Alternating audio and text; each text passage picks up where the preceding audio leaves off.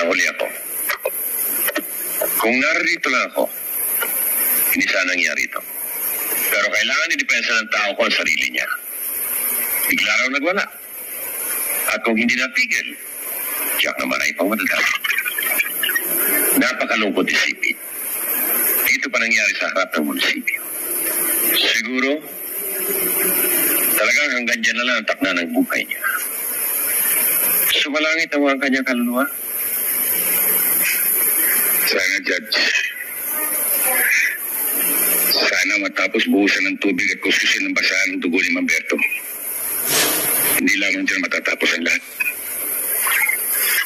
Sana umiral pa rin ang timbangan ng katarungan. Hindi dyan matatapos, Sargento.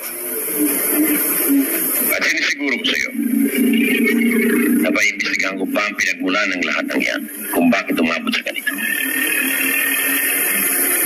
At initiyak ko kung sino man na may kasalanan, mananagot sa batas.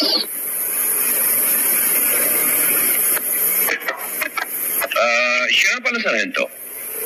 Ito na ang huling araw ko rito. Malilipat ako sa Maynila, sa Korte de Primera Instancia. Promotion. Hindi ba ako babatiin? Pasyalan mo pa ron. Binabati ko kayo, Judge. At sa rin pala, Judge, yung dalawang pinalaya mong pansamantala ay permanente ko ng pinalaya. Patay. Sumalangit ginawa ang kanilang kaluluwa.